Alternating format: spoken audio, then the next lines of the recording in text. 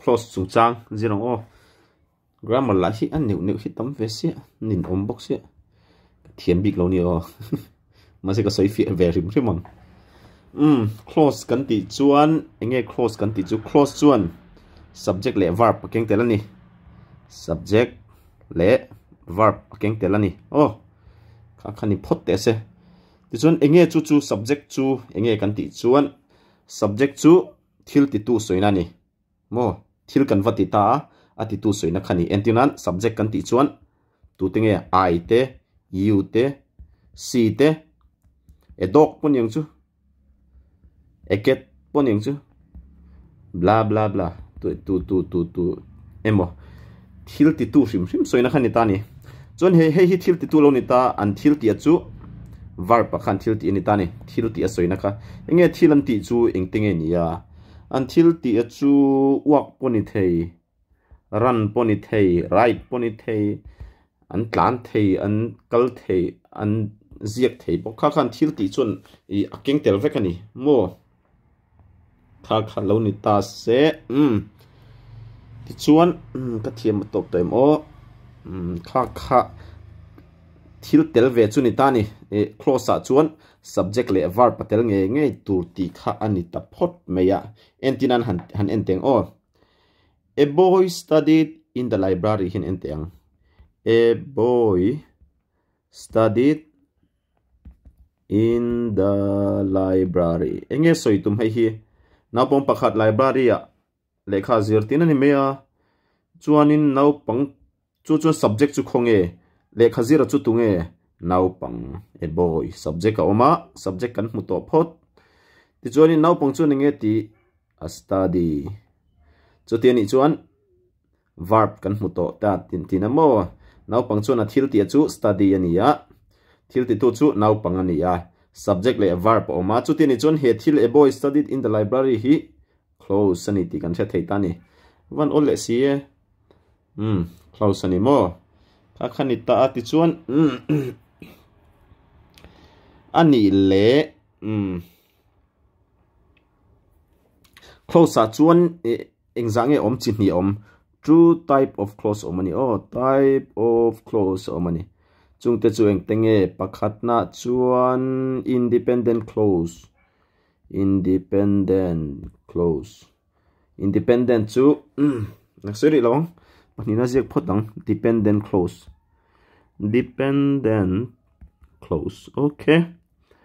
independent ani chuan independent ti chu enge zalian tin khani metro independent ani jan ama ina ding thei tina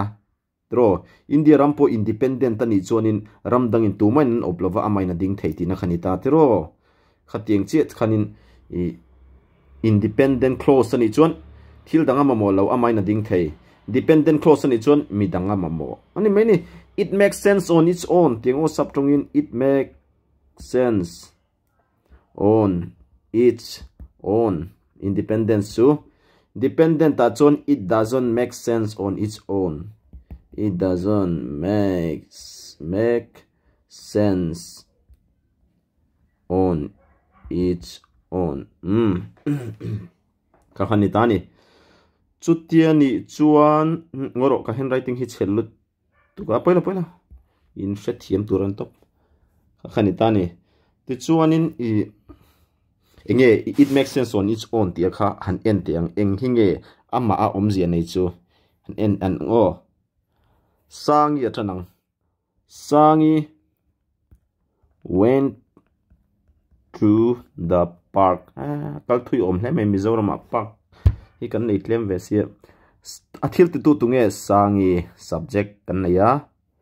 thil sangi nge ti akal awen verb kan nei chuchun a omzi omtro sangi chu park akal tinania omzia nei thlap meni independent clause ama in independent ani tani mo ni chuan thil dang en leang moya 8 nge kan 80 rang moya hi kuvat yang ngoi te kuvat chu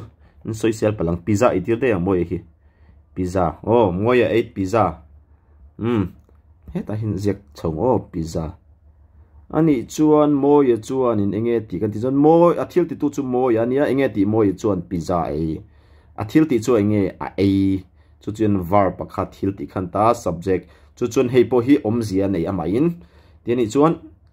independent ani le tin ani mo independent project tha thelo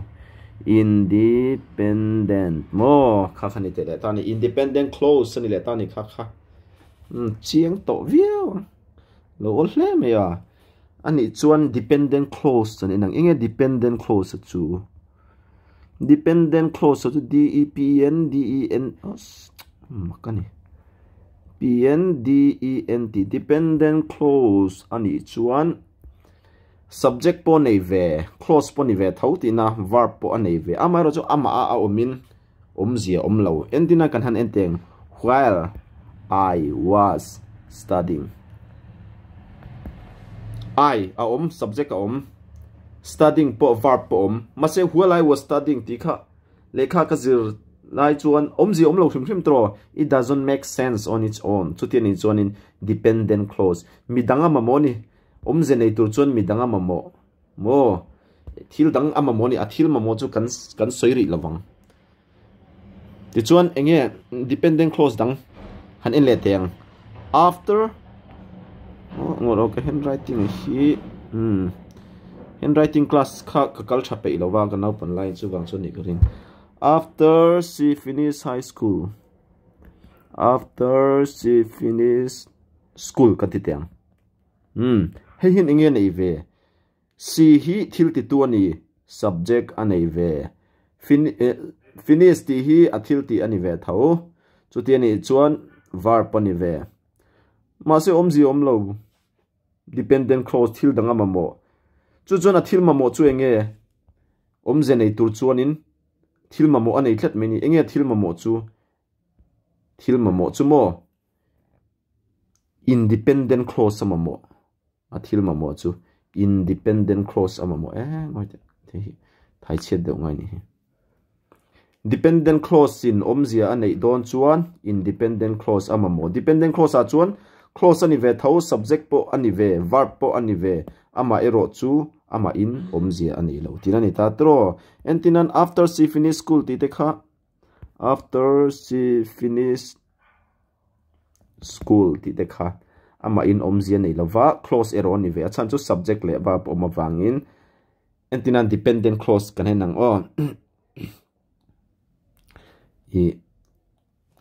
she went to the library dikse meni the library hei hian in enge nei ve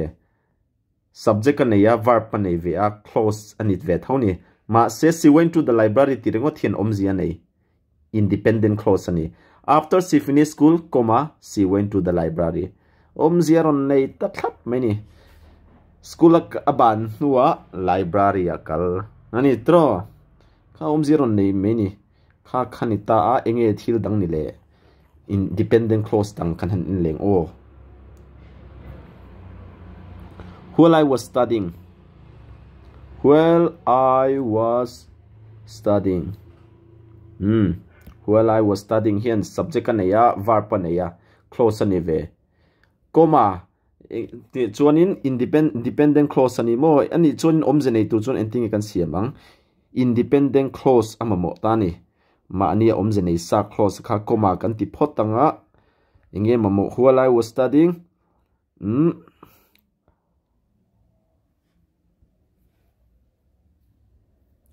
I ate pizza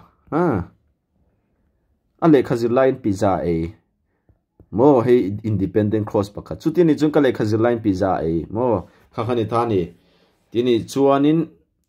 independent clause chu ama ading theilawani a omzia aron nei theinan chuan independent clause amamo ti kha kan sia ang kha kharon ni tani ma se chik pakhata omta a enge kan ti chuan engho hian nge independent clause dependent clause siam tlang pui engho aron ni hian nge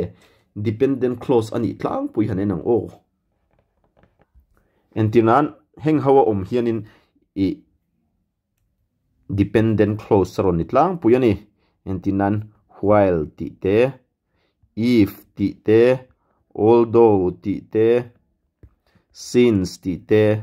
when ti te hianin dependent clause ani tlang pui ti hriat tur hei hi dependent clause nge independent clause ti an zo che chuan hetiang hi I hmu to chuan dependent clause ani na chance kha asang rap thlak lo tukani entinan while I was studying ti te tro I was studying if I pass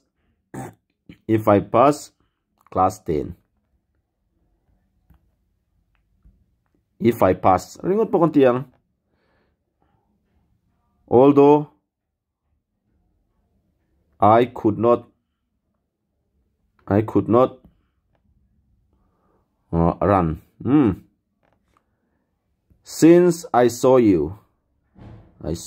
kha ni ta ni khang khau khani ta a omzia ama ringot khanin anei lo ta ama se independent clause in a lo bel che khan omzia nei ta ni kha clause chung chang chu ni a tuna atop na han soi file la ngo clause a chuan subject ka oma verb om ti chuan chinhnia om true type oma dependent le independent ani tro independent ania dependent chu ama in omzia nei lo ama in a ding theilo it doesn't make sense on its own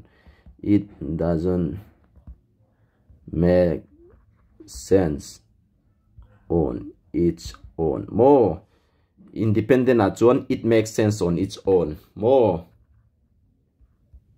ama in omzia nei ni independent a chuan kha khani ta ni khania hetiang video English lam te po hi ka epa ka upload bel zel don ani YouTube pa hi chuanin achang chen karon dang chubang chuan ka app kha indu chuan in download ve don ya competitive preparation mizo ti ni kha competitive preparation mizo ti ani kha okay thank you ani le moment